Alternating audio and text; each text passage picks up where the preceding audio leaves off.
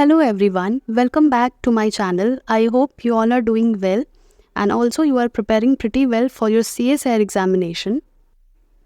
Now you can experience the real challenge that what are the different questions that is asked in the CSIR examination. I have provided so many important questions through this video that are totally new. These are not PYQs, यानी कि सारे ही नए questions हैं and that too with detailed explanation. So directly आपको यहाँ से B section में कैसे क्वेश्चंस देखने को मिलेंगे from every unit, you will be going to know that. So do watch that video completely, because अगर आप पूरा नहीं देखते हैं वीडियो सो बहुत सारे क्वेश्चंस रह जाते हैं. एंड ऑल्सो अगर मैं बहुत ज़्यादा एफर्ट्स लगा के क्वेश्चंस को आपके लिए प्रोवाइड कर रही हूँ सो इट मस्ट बी कि वो पूरा ही देखा जाए, बिकॉज इन बिटवीन अगर आप वीडियोज़ मिस कर देंगे तो बहुत सारे क्वेश्चंस भी आप मिस कर देंगे. So don't miss the video if you want to get an insights of what can be asked in your CSIR examination in the B section particularly. So do watch the video till the end. बहुत सारे important question हर unit से मैंने questions frame किए हैं and I am again repeating these are not PYQs या किसी भी exam के ये paper के questions नहीं हैं. These are all totally new questions from different standard book. So do watch it completely and if you like my efforts you can hit the like button and do subscribe my channel for more such life science content. So the first question of today's video is, which of the following is not an accessory pigment? Chlorophyll A, chlorophyll B, xanthophyll and carotene. So out of the following options, chlorophyll A is the answer. Chlorophyll A is not an accessory pigment. Instead, it is a chief pigment. यही major pigment होता है that is responsible for receiving the energy from other accessory pigments. Other accessory pigment कौन कौन से हैं? So other accessory pigments are chlorophyll B, xanthophyll and carotene, which assist in photosynthesis. And accessory pigment का function क्या होता है? They absorb light of a different wavelength from the sunlight and passes their energy to chlorophyll A during the light reaction.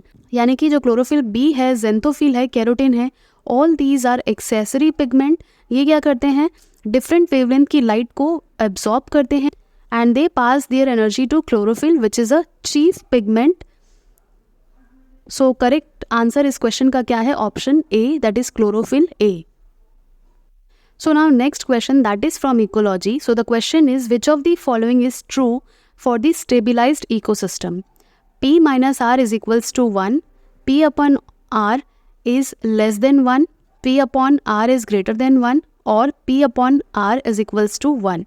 So यहाँ पे एक trick ये कहता है कि जब भी हम स्टेबल सिचुएशन की बात करते हैं, चाहे वो इकोसिस्टम की बात करें या कहीं पे भी, तो जनरली स्टेबिलाइज्ड में हमेशा कोई भी चीज़ किसी से ग्रेटर नहीं होती. इन ग्रेटर या लेस देन कब होती है? जब किसी तरह का हमें एक ही पोजीशन, इंक्लाइंड सिचुएशन हमें चाहिए होता है, यानी कि हमें ए और बी में से सिर्फ एक को ही चूज़ करना है, तब वो सिचुएशन आती है ग्रेटर देन या फिर लेस देन. तो ट्रिक ये कहता है कि जब भी हम स्टेबिलाइज्ड की बात करते हैं, it is somewhere equal, balance state एक होता है. That is only possible when P upon R is equals to 1. So the right answer for this question is P upon R जो है is equals to 1 in the stabilized ecosystem. Now let's see some details about what is P upon R. So the relationship between the gross production and total community respiration is the P upon R. And P upon R जब 1 होता है, it is considered as the steady state, यानी एक balance state को show करता है. And जब P upon R जो है वो greater होगा 1 से, यानी कि P upon R is greater than 1, and एक केस ये भी हो सकता है कि P upon R जो है it will be less than 1. सो जब भी ये greater than 1 होगा तो क्या होगा? जो ऑर्गेनिक मैटर है it will be accumulated. if P by R is greater than 1, यहाँ पे accumulation होगा एंड नीचे में क्या होगा? डिप्लीशन होगा. सो ये भी यहाँ से भी 2-3 क्वेश्चन बन सकते हैं कि अगर ऑर्गेनिक मैटर का डिप्लीशन हो रहा है तब P upon R का रेशियो क्या होगा 1 से, and if it is accumulated then what will be the ratio. So इस टाइप के भी क्वेश्चन CSIR के B section में or else in the C section it is possible. Now one question from cell biology. So question is, what is the key role of chondroitin sulfate proteoglycan? So is it a extracellular matrix interaction proteoglycan, protection to cell, production of protein or digesting the toxins? So the chief application of the proteoglycan, that is chondroitin sulfate, is the extracellular matrix interaction. So proteoglycans are protein substance which are present in the ECM of the cell, and chondroitin sulfate proteoglycan, that is abbreviated as CSPG, is well known for the function of ECM interaction. So right answer क्या है इस question का? Extracellular matrix के interaction के लिए helpful कौन होता है? chondroitin sulfate proteoglycan. Now one more question from the cell biology. What is the range of molecular weight of laminins? यानी certain molecular weights पूछे जाते हैं कुछ कुछ molecules के, जिनमें से एक है laminin. So the molecular weight of laminin is about 400 to 900 kilodaltons. यानी ये एक फैक्चुअल क्वेश्चन है. आप इन टाइप के क्वेश्चंस में रिस्क मत लिया कीजिए. अगर आपको पता है तो ही आंसर पिक आउट कीजिए, अदरवाइज आप उस क्वेश्चन को बिल्कुल स्किप कर सकते हैं बिकॉज ये फैक्चुअल है. Now laminins are large, approximately 400 to 900 kilodalton. Heterotrimeric glycoprotein, heterotrimeric है यानी कि 3 सब यूनिट्स इसमें होती हैं. विच आर दी 3 सब units? Alpha, beta and gamma, which are held together by disulfide bond and are arranged in a cruciform like shape forming 2 or 3 short arms.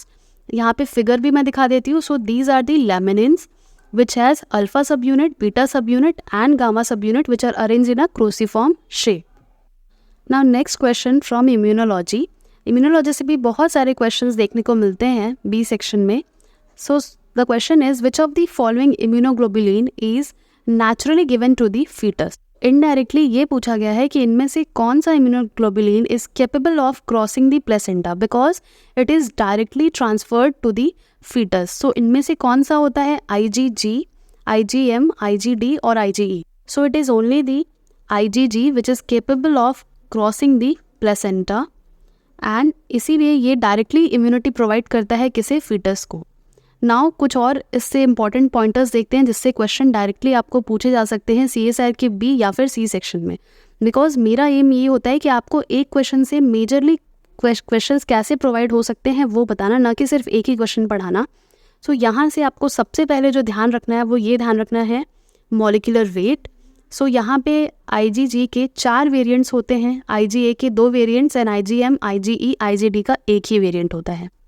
Now यहाँ पर देखिए क्रॉस प्लेसेंटा वाली एक property दिख रही है आपको. सो ओनली यहाँ पे दिख रहा है प्लस, किस में दिख रहा है? आइदर प्लस या माइनस है, किस में? Ig2 में. और यहाँ पे भी प्लस है, यहाँ पे भी प्लस है, बाकी सब में माइनस है. सो it is very much obvious कि सिर्फ और सिर्फ IgG ही क्रॉस कर सकता है प्लेसेंटा एंड देयरफॉर फीटस को डायरेक्टली इम्यूनिटी प्रोवाइड कर सकता है. एंड रेस्ट ऑफ दी जो इम्यूनोग्लोबुलिन है like IgA, IgM, IgE and IgD which are not able to cross the placenta, यानी ये डायरेक्टली ट्रांसफ़र नहीं हो सकते फीटस में. सो यहाँ से एक क्वेश्चन बन गया. नाउ इसके अलावा आपको जो ध्यान रखना है वो रखना है मॉलिक्यूलर वेट. मॉलिक्यूलर वेट भी यहाँ पे मैंशनड है. And apart from that you have to also focus on the complement pathway. कौन सा इम्यूनोग्लोबुलिन जो है वो कॉम्प्लीमेंट एक्टिवेशन में इन्वॉल्व होता है. सो ये जो टेबल है वो एक कंपैरेटिव है. This is from QB. So you can refer it for so many important aspects that can be asked in the CSIR C as well as B section. Now a question from cell biology. Which of the following is caused by Cadherin disorder? Zellweger syndrome, Usher syndrome, bubble boy syndrome or Down syndrome? So जो Cadherin disorder है that is a Usher syndrome which is characterized by a partial hearing loss or the visual impairment. And most of the time क्या होता है कि जो balancing है वो भी इफ़ेक्ट हो जाता है. यानी ऊशर सिंड्रोम एक ऐसा सिंड्रोम है जिसमें 2 चीज़ें हमें देखने को मेजरली मिलती है पेशेंट्स में. So the Usher syndrome is also known as the Hallgren syndrome. Hallgren syndrome भी इसे बोला जाता है या फिर ऊशर हेलग्रेन सिंड्रोम. मैंने ऑलरेडी एक फ्लैश कार्ड डाला हुआ है अपने कम्युनिटी पोस्ट में, you can check it out. या फिर इसे बोला जाता है रेटिनाइटिस पिगमेंटोसा डिस्क्वेसिस सिंड्रोम. यानी इसमें क्या होता है? It is a rare genetic disorder by a mutation in any of the genes resulting in the combination of hearing loss as well as visual impairment and most of the time balancing में भी problem होती है patients को. सो आपको इसमें क्या ध्यान रखना है? इसमें ध्यान रखना है आपको ऊशर सिंड्रोम में कि उसके सिम्टम्स क्या हैं and it is a cadherin disorder. Now a very important question from the molecular biology. यानी इस टाइप के क्वेश्चंस को मैं इसलिए इंपॉर्टेंट बोल because this questions are quite easy but they are confusing too, यानी थोड़ा सा स्टेटमेंट को ट्विस्ट करके दे दे, सो आप जो क्वेश्चन का आंसर है वो बिल्कुल कंफ्यूज हो जाते हैं एंड सही आंसर नहीं निकल पाता। इसीलिए जो मॉलिक्यूलर बायोलॉजी क्वेश्चंस हैं उनको डिकोड करना चाहिए, बहुत ध्यान से पढ़ना चाहिए। तो the question is which special enzyme introduces negative super coils in DNA, यानी क्वेश्चन में ये पूछा गया है कि कौन सा enzyme is responsible for introducing the negative super coils in the DNA. Type 1 topoisomerase, type 2 topoisomerase, gyrase और हेलिकेज। सो हमें हमेशा क्वेश्चन में इस टाइप के चीज़ें देखने को मिलती हैं कि टोपोआइसोमरेज से क्वेश्चन आएगा तो दो तरह से आ सकता है। एक तो ये आता है कि कौन सुपर कॉइलिंग कराता है एंड कौन रिलैक्स भी करता है। सो इसका करेक्ट आंसर ये है कि type 2 isomerase is the enzyme responsible for introducing the negative super coils in the DNA. Now DNA gyrase is the only topoisomerase that is able to introduce a negative supercoils into the DNA molecule in a reaction dependent upon ATP hydrolysis, यानी ATP के hydrolysis से involve है ये reaction, और topoisomerase 2 ही है एक ऐसा enzyme that introduces the negative supercoiling exclusively, and in the absence of ATP gyrase can relax supercoiled DNA, यानी जैसे ही ATP एब्सेंट होगा, एटीपी प्रेजेंट नहीं होगा, तब क्या होगा, जो गायरेज है जिसने इंट्रोड्यूस कराया था that will relax the supercoiled DNA. Now यहाँ पे देख लेते हैं what is DNA supercoiling, because हमेशा चाहे सेट एग्जाम हो या फिर सीएसआर का एग्जाम हो, सुपरकॉइलिंग पे क्वेश्चंस आना is very much obvious and आता ही है। सो सुपरकॉइलिंग क्या होता है, ओवर और under winding of the DNA strand and is an expression of the strand on that strand, यानी यहाँ पे आप देख सकते हैं फिगर में जैसे टेलीफोनिक वायर जो रहते हैं वो कॉइल्ड रहते हैं, लाइकवाइज डीएनए भी जब हेलिकेज काम करता है तो क्या होता है, कॉइलिंग शुरू हो जाती है, that is known as the super coiling. अब जैसे टिपिकल फोन का कॉर्ड होता है that is coiled like a DNA helix and the coiled cord can itself coil in a super coil, यानी डीएनए कॉइल ऑन इटसेल्फ। अब यहाँ पे super coiling of DNA अगर देखें हम लोग, when the excess of the DNA double helix is coiled on itself, it forms a new helix that is superhelix. The DNA superhelix is usually called a supercoil. Now let's see one more question from the same topic. Which of the following is not a property of topoisomerase? Removal of a supercoil helps in DNA replication, cannot catenate and decatenate, utilizes ATP to change the linking number. Now let's read the options carefully. So the first option is removal of supercoiling, तो ये तो property ही है gyrase का यानी topoisomerase का, helps in DNA application, yes true, क्योंकि ये supercoiling को रिमूव करता है। एंड थर्ड ऑप्शन है can not catenate and decatenate, this is the wrong option, यानी कि ये इस क्वेश्चन का करेक्ट आंसर है बिकॉज इसमें पूछा है कि इनमें से कौन सा प्रॉपर्टी नहीं है, तो यहाँ कैन नॉट लिखा है because topoisomerase is well capable of catenation as well as decatenation. Now fourth है utilizes ATP to change linking number, this is also correct statement, यानी ये तो प्रॉपर्टी है तो ये आंसर नहीं हो सकता। So the right answer for this question is can not catenate and decatenate. Now let's see the exact role of topoisomerase. So जो टोपोआइसोमरेज है it promotes several other function as well which is important to maintain the proper DNA structure within the cell. So the type 2 topoisomerases are able to catalyze a number of reactions including the relaxation of negative and positive supercoils, the catenation and decatenation of DNA circles and the knotting and unknotting of DNA। यानी यहाँ पे जो लिखा है कि DNA structure को maintain करने के लिए जो भी इंपॉर्टेंट रिएक्शंस होते हैं that is all carried out by topoisomerase. So which of the following are the reactions, relaxation of negative, अभी हमने देखा कि it also introduces the supercoiling and it also relieves or relaxes the supercoiling, and apart from that it is well capable of catenation and decatenation and also knotting and unknotting भी ये कर सकता है। Now the enzyme uses the same transient break and strand passage reaction for both catenation and decatenation of circular DNA molecules, यानी catenation and decatenation property ही है। So I hope ये सारे pointers आपको काम आएंगे, हर तरह का टोपोआइसोमरेज पे क्वेश्चन आएगा अगर सॉल्व करने में। नाउ एक क्वेश्चन जहाँ से बहुत सारे क्वेश्चन और भी उठ सकते हैं एक टॉपिक पर्टिकुलरली, सो क्वेश्चन है different forms of DNA. So A DNA, B DNA and Z DNA पे बहुत क्वेश्चंस आते हैं एंड जो प्रॉपर्टी आपको याद रखनी है, you have to remember the helical sense that whether it is right handed और लेफ्ट हैंडेड। सो आपको ध्यान रखना है, it is only the ZDNA that is left handed and rest of the DNA forms that is the ADNA and BDNA are right handed. इसके बाद में आपको जो ध्यान रखना है वो ये ध्यान रखना है दैट इज़ बेस पेयर पर turn. So it is 11.6 in ADNA, 10 in BDNA and 12 in ZDNA. यानी सबसे ज़्यादा किस में रहता है, ZDNA में रहता है. नाउ आपको ध्यान रखना है हेलिक्स पिच. उसके अलावा मेजर ग्रूव, माइनर ग्रूव का, जैसे मेजर ग्रूव जो है वो नैरो एंड डीप रहेगा किसमें, ADNA में. BDNA में क्या रहेगा, वाइडर एंड डीप रहेगा and it is flat in ZDNA. Minor groove का भी आपको ध्यान रखना है. Sugar puckering, it is C3 endo in ADNA, C2 endo in BDNA and C2 endo for pyrimidine and C3 endo for purines.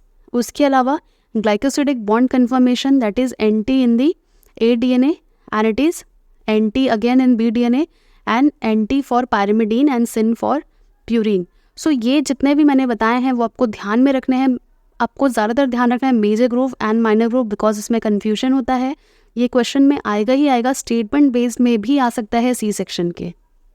So now next question that is on the choline containing lipid. So the question is, which of the following is a choline containing lipid? So is it phosphatidyl ethanolamine, phosphatidyl serine, sphingomyelin or phosphatidyl glycerol? So the right answer for this question is sphingomyelin. So choline containing lipids in the outer leaflet include phosphatidyl choline and sphingomyelin. So यहाँ पे कुछ pointers देख लेते हैं. So choline जो है, choline is a quaternary ammonium salt and brings an essential component of different membrane phospholipids, contributes to the structural integrity of cell membranes. Now choline containing phospholipids जो हैं वो है phosphatidyl choline, sphingomyelin and choline L-phosphoserate. So all these things you have to remember while answering. Now some questions from the development biology, because developmental biology से भी B section में बहुत अच्छे questions आते हैं. So question ये है, in developmental biology what is meant by the concept of growth? So first option है growth occurs through increase in cell size. This is true. Growth occurs through increase in cell number. This is also true. यानी growth जो है वो cell size को भी, जैसे अगर cell पहले इतना था फिर सेल साइज में बढ़ गया, या फिर एक सेल था उससे 2 सेल बन गए, all these things are representing the growth. Growth can result from increases in the volume of ECM between cells. This is also true. It is an important determinant of overall growth. This is also true because एक cell एक normal time के बाद अपने पूरे proper functioning के बाद एक उसका सर्टेन लाइफ स्पैन होता है, उसके बाद में वो सेल डेथ होता है नेचुरली. सो चारों ही स्टेटमेंट सही है. इट मीन्स कि ई वाला स्टेटमेंट हमारा आंसर होगा. All the above are mechanism by which growth occurs. Any correct answer is option E. Now next an important question from developmental biology only. Insects such as Drosophila undergo 3 molts before becoming a pupa and undergoing metamorphosis. Molting, which is also called ecdysis, is controlled by what hormone? Ecdysone, juvenile hormone, auxin, cytokinin और growth hormone. So अगर बात करें moulting की, सो moulting को हम बोलते हैं इक्विडाइसिस भी बोलते हैं and the hormone responsible for that is ecdysone. यानी करेक्ट आंसर इस क्वेश्चन का है option A. So the figure is showing the molting. यानी इक्विडिसोन क्या होता है, एक पॉलीहाइड्रोक्सी स्टेरॉइड है, इंसेक्ट मोल्टिंग हार्मोन जिसे कहा जाता है, which differ in several fundamental aspects from vertebrate steroid hormone, is secreted by the large amount by the ecdysyl gland of the immature insects. यहाँ पे skin का shedding हो रहा है, that is the molting process and this is done by the molting hormone that is ecdysone. Now next question from developmental biology only. Metamorphosis of amphibians is triggered by environmental cues that act on the thyroid, pituitary, hypothalamus, eye, embryo. So the right answer is hypothalamus. Now next question. The question is epimorphosis is regeneration through. So epimorphosis क्या है? Epimorphosis है the regeneration of the absent or disappeared or even disoriented tissue and organs through the process of de-differentiation of the existing tissue or organs. यानी epimorphosis में क्या होता है, regeneration होता है कोई भी specific part एक organism का that involves extensive cell proliferation of the somatic stem cell, de-differentiation and reformation. सो इसमें से कौन सा ऑप्शन ट्रू है? So the right answer for this question is the reinitiation of division in existing cells. Epimorphosis existing cells में ही होता है री-इनिशिएशन से, followed by patterning as occur in amphibians such as newts. So correct answer इसका है option C. Now next question from cell biology only. So the question is, which of the following protein does not function in cell to cell interaction? Cadherin, cytochrome C, integrin, NCAM. So odd one out वाला formula यहाँ लगाइए and answer निकालिए. So cadherin, integrin and NCAM are related to each other and cytochrome C is odd one out and the right answer of this question. Cytochrome C जो है वो cell to cell interaction में involve नहीं होता है. Now one more important question that can be definitely asked in the CSIR-B section.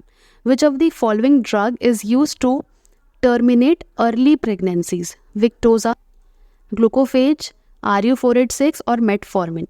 सो ये जो A है एंड B है एंड D है वो दोनों ही डायबिटीज़ के ड्रग्स हैं, यानी they use to lower down the blood sugar level.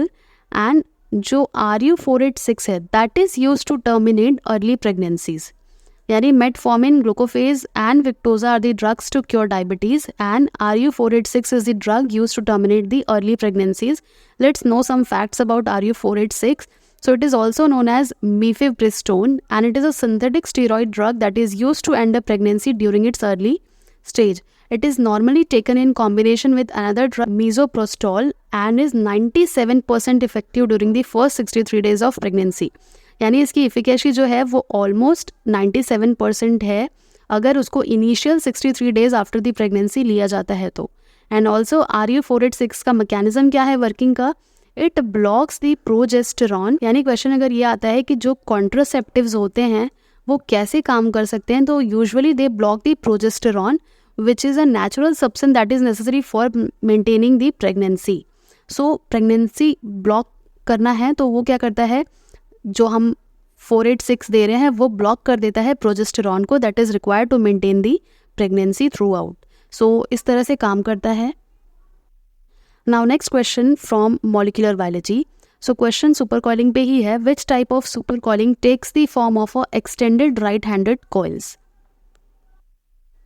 यानी राइट हैंडेड सुपर कॉइल्स हैं तो उनका नाम क्या होता है पूछा गया है सिंपल लैंग्वेज में. Is it positive supercoiling, negative supercoiling, plectonemic supercoiling और solenoidal supercoiling? So the right answer is plectonemic supercoiling. So जो सोलेनॉइडल नेगेटिव सुपर कॉइलिंग है it is represented by tight left handed twist and जो imaginary tube like structure लेता है, और जो plectonemic supercoiling it is represented by right handed coils.